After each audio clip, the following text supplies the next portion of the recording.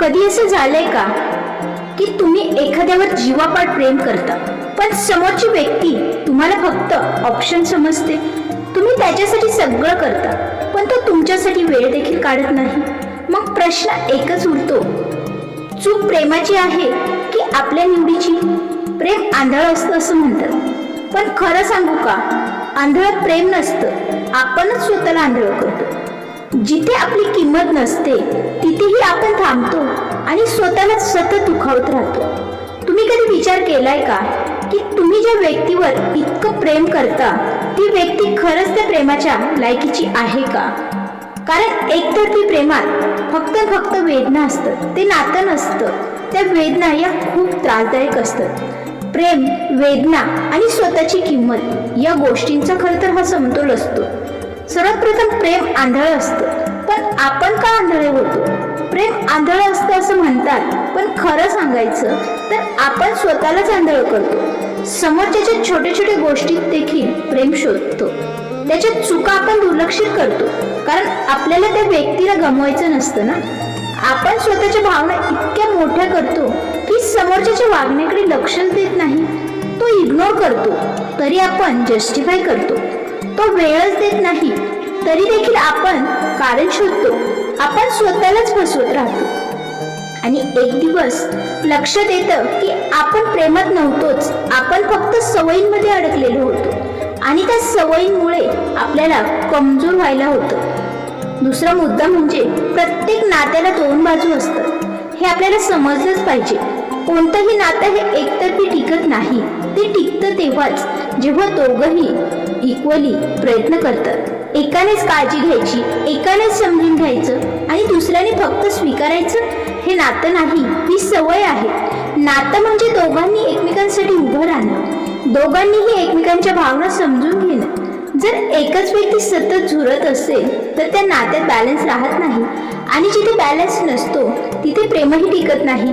जिथे फक्त तडजोड उरते ना, आणि तडजोडीतून कधीच आनंदही मिळत नाही. तिसरं म्हणजे प्रेमापेक्षा सेल्फ रिस्पेक्ट मोठा असतो. तुम्ही कितीही प्रेम करा, पण जर त्या प्रेमात तुमचं सेल्फ रिस्पेक्ट हरवत असेल तर ते प्रेम नाही, ती कमजोरी आहे. स्वतःला कमी समजून समोरच्याला जास्त महत्त्व देणं ही तर चूक अनेक जण करतात, कारण त्यांना वाटते की ती गेली, तो गेला तर मी एकटा पडेल. पण खरं तर तुम्ही स्वतःलाच हरवता. तेव्हा तुम्ही आधीच एकटे होता. जिथे तुमची किंमत नाही तिथे तुमचं मन वाया जातं. समोरची व्यक्ती पात्र आहे का? प्रेम करण्यापूर्वी आपण एक गोष्ट विसरतो की समोरची व्यक्ती त्या प्रेमाच्या पात्रतेची आहे का? आपण भावना देतो पण समोरच्याच्या भावना तपासत नाही. तो तुमच्यासाठी तितकाच प्रयत्न करतो का? तो तुमच्या ॲब्सेन्समध्ये तुम्हाला मिस करतो का? तो तुमच्यासाठी वेळ काढतो का? की फक्त तुम्हीच सगळं करत आहात? जर उत्तर नाही असेल ना, तर आजच थांबा, विचार करा. कारण प्रेम देण्यापेक्षा योग्य व्यक्तीची निवड करणं हे जास्तच महत्त्वाचं असतं. संवाद नसलेलं नातं मृत असतं. नातं टिकवायचं जर असेल ना, तर संवाद हा खूप गरजेचा असतो. पण काही नात्यांमध्ये एकच व्यक्ती बोलते आणि दुसरी फक्त ऐकते किंवा इग्नोर करते. मनातलं दाबून ठेवणं आणि सतत ॲडजस्ट करणं, यामुळे नातं हळूहळू मरत जातं. कारण नातं जिवंत राहतं ते बोलण्यातूनच, समजून घेण्यातूनच. जिथे संवाद थांबतो तिथे प्रेमही संपायला लागतं. एकतर्फी प्रेम हे सर्वात जास्त दुखावतं. एकतर्फी प्रेम सुंदर वाटतं, पण ते आतून खूप तोडतं. तुम्ही त्याच्यासाठी सगळं करता, पण त्याला त्याची किंमतच नसते. तुम्ही वाट पाहता, तो कधीच येत नाही. तुम्ही मेसेज करता, तो रिप्लाय देत नाही. तुम्ही रडता, तो केअर फ्री असतो. ही वेदना शब्दात सांगता येत नाही बरं का, कारण ती फक्त अनुभवावी लागते आणि अनेक जण हा अनुभव नक्कीच घेतात प्रेमामध्ये. स्वतःला हरू नका. प्रेम करताना लोक स्वतःलाच विसरतात. त्यांच्या आवडी, त्यांचे गोड सगळं बाजूला ठेवतात, फक्त त्या व्यक्तीसाठी जगतात. पण जेव्हा ती व्यक्ती दूर जाते तेव्हा त्यांच्याकडे काहीच उरत नाही. म्हणून एक गोष्ट नेहमी लक्षात ठेवा, कोणासाठीही स्वतःला हरू नका, कारण शेवटी तुम्हीच तुमच्या सोबत राहणार आहात. त्यामुळे स्वतःवरती आधी प्रेम करायला शिका. बाउंड्रीज ठेवणं गरजेचंच आहे. प्रेमात लिमिट्स नसतात असं म्हणतात, पण खरं तर बाउंड्रीज ही खूप गरजेची असते. कोण किती जवळ येऊ शकतो, किती इन्फ्लुएन्स करू शकतो, हे ठरवणं तुमच्या हातात असतं. जर तुम्ही लिमिट्स ठेवले नाही तर लोक तुम्हाला गृहीत धरतात, तुमचा वापर करतात आणि जिथे रिस्पेक्ट संपतो तिथे नातंही संपायला लागतं. सवय आणि प्रेम यात फरकही ओळखता आला पाहिजे.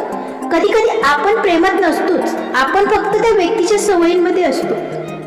त्याच्याशिवाय राहणं कठीण वाटतं, पण आपण त्याला प्रेम समजतो.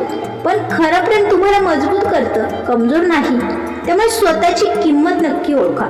तुम्ही स्पेशल आहात, तुमच्यात व्हॅल्यू आहे. ती कोणीतरी ओळखली नाही म्हणून ती कमी होत नाही. जिथे तुम्हाला इग्नोर केलं जातं तिथे थांबू नका, कारण तुमची जागा तिथे नाही. जिथे प्रयत्नच नाहीत तिथे थांबणं व्यर्थ.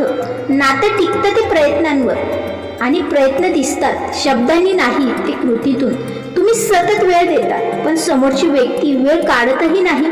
तुम्ही भेटायचं म्हणता आणि तो कारण देतो. तुम्ही बोलायचा प्रयत्न करता आणि तो मात्र टाळतो. हे सगळे संकेत असतात की तुम्ही एकटेच प्रयत्न करत आहात. आणि जिथे एकच व्यक्ती झगडते तिथे नातं नाही, तिथे थकवा असतो. तुम्ही स्वतःला हरून बसाल. स्वतःला विचार करा, मी खरंच या सगळ्यांसाठी पात्र आहे का?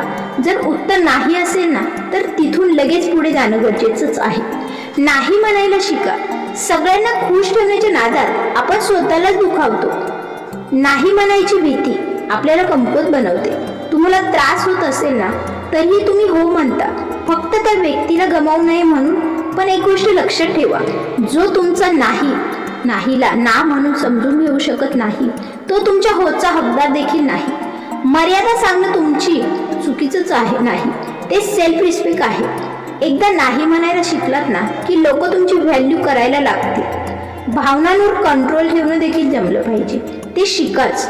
प्रेमात भावना या भावनांवरती असतातच, पण त्या भावनांवर कंट्रोल नसला ना तर त्या तुमच्यावरच कंट्रोल घेतात. तुम्ही सतत ओव्हर थिंकिंग करता, छोट्या गोष्टी दुखावता, प्रत्येक गोष्ट मनाला लावून घेता आणि हळूहळू स्वतःलाच त्रास देता. भावना असणं चुकीचं नाही, पण त्यांना समजून घेणं हे महत्त्वाचं आहे ना. कधी थांबायचं, कधी शांत राहायचं हे कळलं पाहिजे, कारण अनकंट्रोल्ड भावना तुमचं आयुष्य अस्थिर करतात. वेगळं सगळं स्पष्ट करते, वेळच सगळ्यांना सगळं दाखवून देते. आज जे कन्फ्युजन वाटतं ना ते उद्या क्लिअर होणारच आहे. फक्त थोडा वेळ द्या ना. लोकांचं खरं रूप वेळच दाखवतो. जो आज तुमच्यासाठी बिझी आहे तो कायमच बिझी राहणार. जो आज इग्नोर करतो तो उद्याही तसंच राहणार. वेळ कोणासाठीही थांबत नाही, पण तो सत्य नक्की दाखवतो. म्हणून घाई करू नका, निरीक्षण करा आणि योग्य तो निर्णय घ्या. स्वतःवर प्रेम करायला आधी शिका. आपण दुसऱ्यांवर इतकं प्रेम करतो की स्वतःलाच विसरून जातो. पण जो स्वतःवर प्रेम करत नाही तो दुसऱ्यांचं खरं प्रेम देखील समजू शकत नाही. त्यामुळे स्वतःसाठी आधी वेळ काढायला शिका. स्वतःला समजून घ्या, स्वतःच्या फिलिंग्सला इम्पॉर्टन्स द्या. तुम्ही हॅपी असणं हे खूप गरजेचं आहे, कारण तुमचं हॅपीनेस हे कोणावरही डिपेंड नसावं, ते स्वतःवर डिपेंड असावं. स्वतःवर प्रेम केलं की चुकीच्या लोकांपासून दूर राहायला आपण शिकतो. सोडून देणं म्हणजे हार नाही बरं का. कधी कधी सोडून देणं हे जिंकण्याचं लक्षण आहे. ज्याला तुमची किंमत नाही त्याच्यासाठी झगडणं हीच खरी हार आहे. तुम्ही खूप प्रयत्न केले तरीही काही बदलत नसेल तर तिथे थांबणं चुकीचंच आहे. सोडून देणं म्हणजे पळून जाणं नाही, ते स्वतःला वाचवणं आहे. आणि स्वतःला वाचवणं हीच सर्वात मोठी जीत आहे. योग्य व्यक्ती वाट पाहायला लावत नाही हे लक्षात घ्या. जो खरंच तुमच्यावर प्रेम करतो तो तुम्हाला कन्फ्यूज करत नाही, तो तुम्हाला वेट करत ठेवतही नाही. तो क्लिअरली दाखवतो की तुम्ही त्याच्यासाठी इम्पॉर्टंट आहात. तो वेळ काढतो, तो प्रयत्न करतो, तो तुमच्यासाठीच उभा राहतो. जर कोणीतरी तुम्हाला सतत डाऊटमध्ये ठेवत असेल तर तो योग्य व्यक्ती नाही हे लक्षात घ्या. कारण खरं प्रेम स्पष्टच असतं, गोंधळात टाकणारं नाही. वेदना तुम्हाला मजबूत करतात. ज्या वेदना तुम्ही आज सहन करताना त्या तुम्हाला उद्या मजबूत बनवतात. प्रत्येक हार्ट ब्रेक एक शिकवण घेऊन येतो. कोणाला विश्वास ठेवायचा आणि कोणावर नाही ठेवायचा हे समजायला लागतं. हो, खूप दुखतं, खूप त्रासही होतो, पण त्यातूनच तुम्ही ग्रो होता हे लक्षात घ्या. आणि एक दिवस तुम्ही स्वतःलाच धन्यवाद देता की त्या वेदनांनी तुम्हाला बदललं. प्रत्येक एंडिंग नवीन सुरुवात असते. प्रत्येक शेवट हा प्रभावीच ठरतो. नातं संपलं म्हणजे सगळं संपत नाही, ती एक नवीन सुरुवात असते. स्वतःसाठी स्वतःला शोधण्यासाठी ज्या गोष्टी तुम्ही गमावल्या ना त्या परत मिळवण्यासाठी एंडिंगला झाला. घाबरू नका, कारण प्रत्येक एंडिंग तुमच्यासाठी काहीतरी चांगलं घेऊन येतो. फक्त ते स्वीकारायला शिका.